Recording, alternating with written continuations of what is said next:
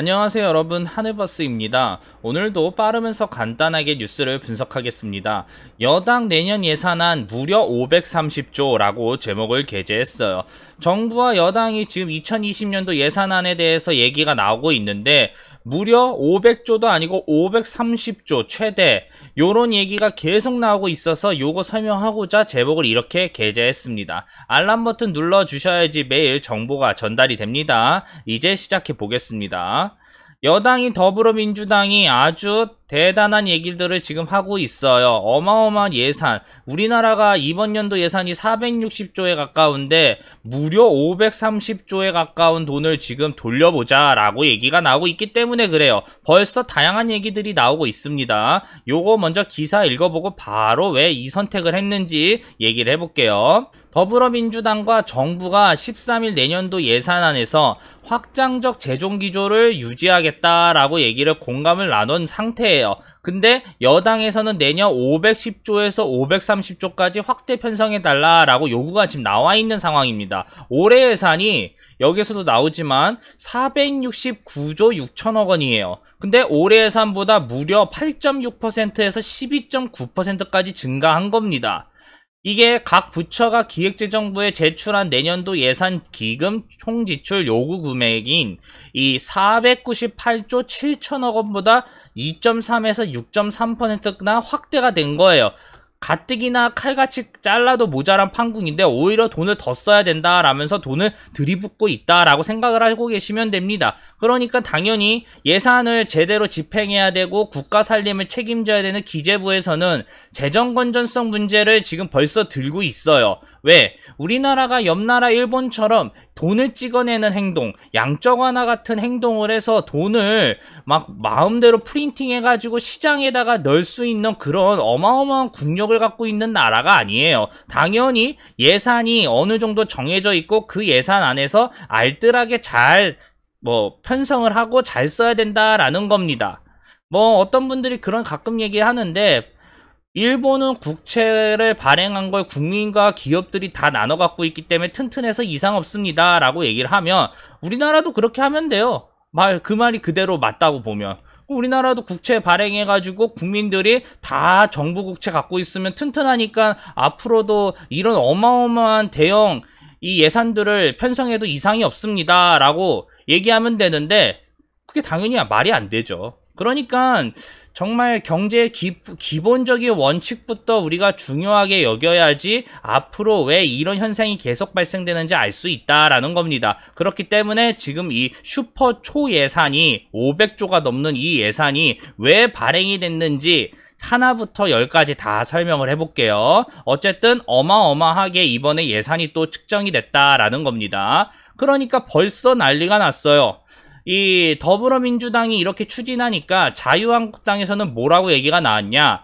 야, 니네 이거 지금 너무 심한 거 아니냐? 예산을 왜 이렇게 늘리냐? 지금 가뜩이나 나라 살림 걱정이 돼가고 있는 판국인데 이거 예산 늘려봤자 어차피 세수나 이런 건 문제가 아니라 나중에 국채 발행을 해서 어떻게 해서든지 다 메꾸고 결국 나라의 마지막 남은 빚까지 끌어쓰는 거 아니냐라는 얘기가 나오고 있어요. 근데 그 비판도 맞아요. 우리나라 정부가 한계가 있어요. 아까 말씀드린 대로 우리는 기축통화를 갖고 있는 나라가 아니고 미국이 우리나라의 확장적 재정 정책을 지지하는 그런 상황이 아니기 때문에 결국은 어느 정도 살림에 맞춰서 국가를 운영을 해야 돼요. 근데 정부랑 여당이 그걸 알면서도 어쩔 수 없이 이렇게 가는 거예요. 요거 이제 설명을 한번 해보겠습니다. 그냥 니 진짜 잘못했다라고 비판할 필요가 없다라는 거예요. 이들이 이유가 있어서 이렇게 집행을 하는 거예요. 우리는 그거를 중립적으로 알아봐야 되는 거고요. 그쵸? 우린 이미 알고 있죠, 사실. 제 방송 계속 보신 분들은 왜 정부가 어마어마하게 지금 정부 예산을 더욱더 늘리는지 어느 정도 알고 계실 거예요. 눈치를 채셨을 겁니다, 당연히. 그렇게 설명을 했으니까요. 보면 중요한 건 내년에 총선이 있다라는 게 더불어민주당한테는 어마어마한 압박이에요. 당연히 여기에서 지면 총선에서 내년부터 레임덕 현상이 발생돼서 아마 문재인 정부의 국정 운영이 상당히 힘들어지게 될 겁니다. 그렇기 때문에 내년 총선에서 반드시 이겨야 돼요. 그러면 대부분 어디에서 승패가 갈립니까? 결국은 먹고 사는 문제에서 대부분 해결이 돼요.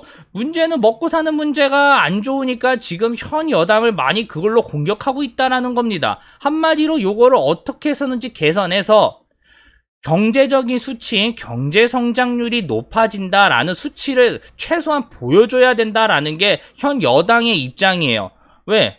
만약에 나 굶어 죽어서 먹고 살기 힘들어 라고 하는데 이거를 대놓고 얘기해봤자 야, 정부가 발표하는 경제 성장률은 이렇게 높은데 너만의 일 아니냐라고 이렇게 한 번에 호도할 수가 있어요. 그래서 각국의 정부들이나 우리나라나 항상 이 수치, 보여지는 수치를 그렇게 공을 많이 들인단 말입니다.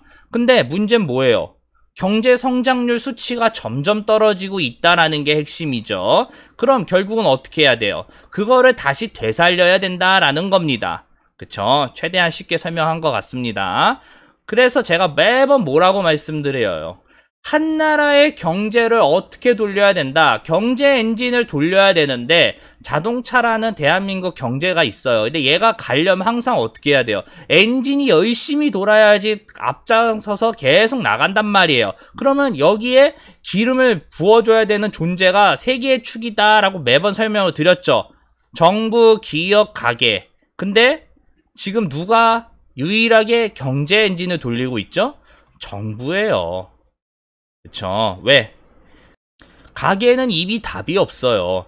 가계가 지금 이미 국민소득이 높으면 뭐예요? 그건 일부 특정의 계층들의 이야기인데 대다수가 지금 그걸 체감을 못하고 있어요. 게다가 가계대출이 계속 늘어나고 있단 말이에요.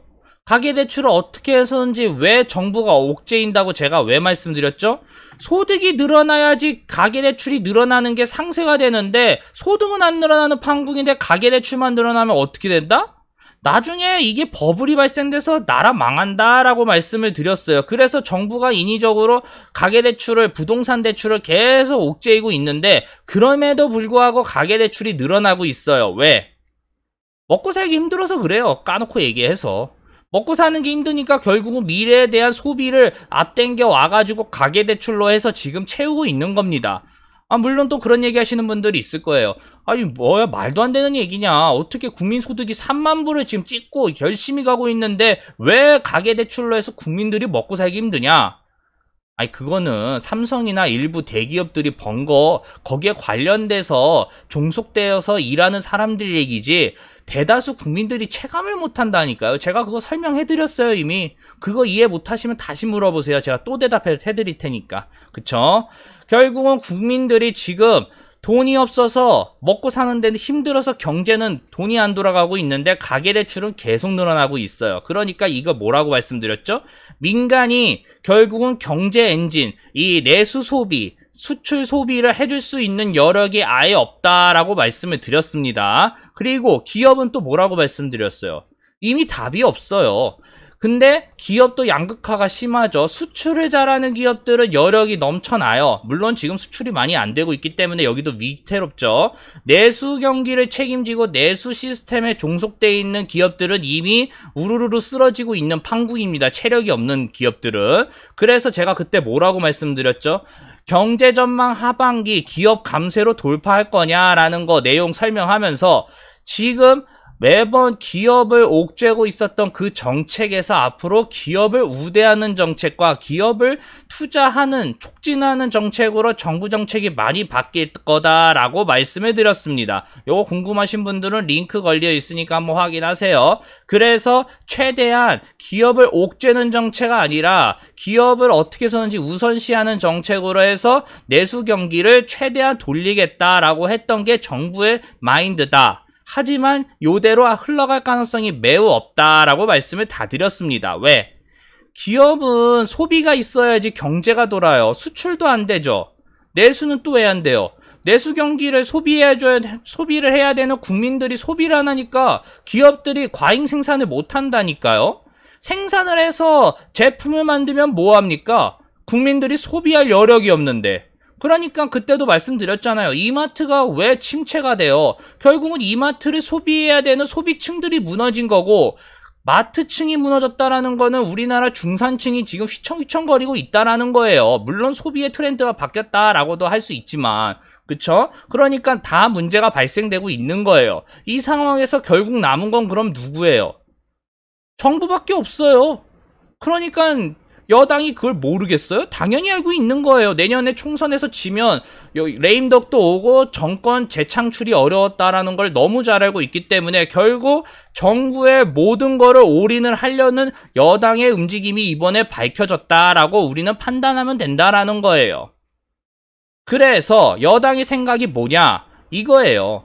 까놓고 내가 확장적 재정 기조를 유지하면서 올해 470조라는 어마어마한, 작년 428조에서 50조 가까이 늘어난 비용을 해서 운영을 해봤는데 경제가 안 돌아요.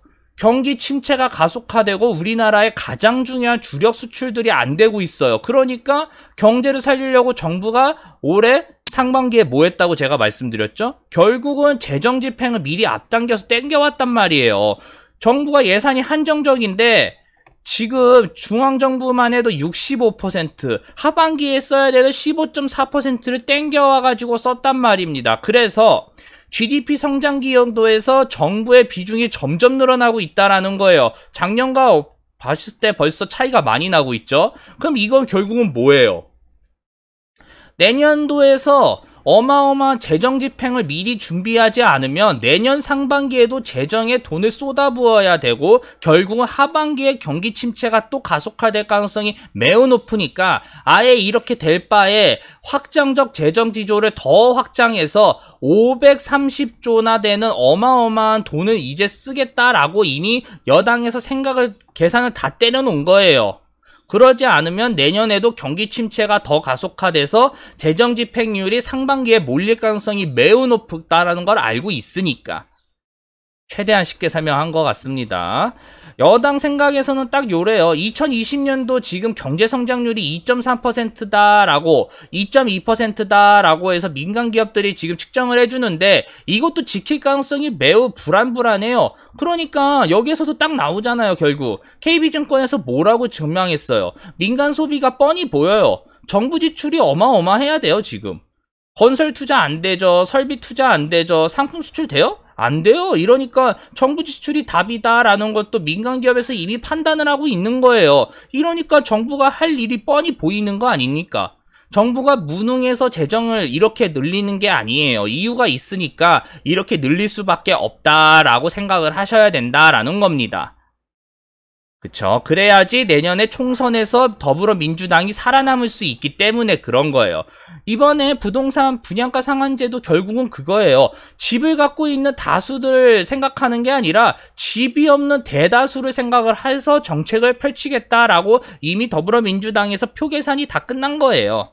그러니까 이미 분양가 상한제 적용되고 있는 부동산 이 지자체에서는 이미 여당을 어떻게 해버리겠다라고 벼르고 있는 상황이니까 이미 계산이 다 끝난 거예요. 더불어민주당에선. 그러니까 재정 확정을 그렇게 늘리는 거고요. 결국 오늘 이야기의 핵심이 뭐예요? 여당이 내년 예산안 무려 530조 최대죠. 지금 집행을 하겠다라고 이미 이야기가 나오고 있는 거 우리가 어떻게 판단해야 된다라는 거 다 말씀을 드렸습니다. 결국은 여당이 내년 2020년도 예산안에서 최대 530조나 달하는 예산안을 이미 정부에서 논의를 하고 있다. 그래서 정부는 이미 난감한 그 자체다. 왜? 우리나라는 기축통화국이 아니기 때문에 예산을 잘 써야 돼요. 물론 세수가 확장되고 삼성 같은 기업이 한 4-5개가 늘어가지고 세수가 미친 듯이 들어와요. 그리고 경제가 활성이 돼요. 그래서 늘어나는 예산안이면 모르겠어요. 근데 세수는 뻔히 보이고 그 다음에 기업들도 수출이 안 된다라는 걸 뻔히 보이고 민간도 소비가 얼마나 안 된다라는 걸 뻔히 보이셔서 이 정부의 이 예산안이 뻔히 보이는데도 불구하고 더 확장해서 경제를 운영하겠다라는 거는 정부 입장에선 난감할 수밖에 없는데 어쩔 수 없이 그렇게 흘러갈 수밖에 없어요. 다 말씀을 드렸습니다. 이런 선택할 수밖에 없는 거 경제, 올해 경제도 뭐라고 말씀드렸죠 제가? 겨우 정부가 재정 집행을 상반기에 진짜 60% 이상은 쓴 거죠. 역대 정부에서 최대로 많이 썼어요. 올인해서 돌려놨는데도 불구하고 경제 하락을 못 막았어요. 그만큼 경기 하강 속도가 어마어마한 거예요. 이 말은 내년 총선이 있는데도 불구하고 만약에 미중 무역 분쟁 그리고 수출 지속이 계속 어렵게 되면 총선 전에 경기 하강이 정말 심각하게 올 거예요. 그래서 경기 하강을 예상을 어느 정도 하고 있기 때문에 예산이라도 대폭 증액해서 미리 돌려놓지 않으면 답이 없다라는 거를 이미 여당에서 계산을 다 끝내놨다라는 겁니다. 말씀드렸죠. 가계가 이미 답이 없고 민간도 답이 없고 기업도 수출되는 기업은 이미 수출이 안 되고 있어서 위태위태하고 내수기업은 진작에 답이 없고요. 그러니까 경제를 누가 돌려야 돼요? 오직 정부밖에 안 남았어요 지금. 그래서 저는 그때 아까도 그 얘기 했죠. 일본 국채가 전 국민들이 나눠갖고 기업들이 나눠가져서 안전합니다. 저도 그 법칙이 정확하게 맞아떨어졌으면 좋겠어요. 그러니까 그러면 전 세계에 있는 각국 나라들이 다 국채 발행해가지고 국민들 나눠주고 확장적 재정 기조를 해서 다시 경제를 활성화시키면 정말 좋아요. 근데 그게 안 된다니까요. 우리나라 같이 통화 권력이 더 약한 나라들은 그게 애초에 되지도 않아요. 그러니까 답은 이거밖에 남아있지 않아요. 물론 후세대에서 봤을 때는 이게 야 니네가 지금 빚 미리 땡겨 써가지고 이거 완전 난리가 나겠네 라고 비판을 할 수는 있지만 현재 시스템에서는 그거밖에 답이 없습니다. 아니 이거 말고 뭐 좋은 답이 있나요 혹시? 없어요. 수출이 안 되는데 수출을 더욱더 잘해서 기업을 살리겠습니다. 아니 기업 정책이 워낙 잘 돼도 뭐예요? 수출을 팔 데가 없는데. 그래서 수출을 더욱더 열심히 하고 기업을 우대해야 됩니다라고 주장하시는 분들의 가장 맹점이 뭐냐면 기업이 우대돼서 좋은 제품을 많이 만들어도 좋아요. 근데 그걸 어디다 팔 거냐는 거예요. 팔 데가 없는데 열심히 하면 뭐합니까? 그렇죠. 그러니까 결국은 장단점이 있는데 이것도 장단점이 있을 수밖에 없는데 답이 한계가 뻔히 보이기 때문에 정부랑 여당이 이 선택을 할 수밖에 없다라고 해석을 하고 우리는 그렇게 해석을 해야 된다라는 거예요. 최소한 하늘버스TV 가족분들은 그렇게 생각을 하셨으면 좋겠다라는 겁니다. 다 설명을 했어요. 여기까지 할게요. 오늘 이 내용이 괜찮다라고 생각 드시면 아시죠 다들? 구독이랑 좋아요 부탁드리겠습니다. 저는 매일 유튜브를 업로드를 하기 때문에 웬만해서는요 이 알람 버튼을 키셔야지 매일 오전에 업데이트가 되는 소식을 전달받으실 수 있습니다. 여기까지 하겠습니다. 감사합니다.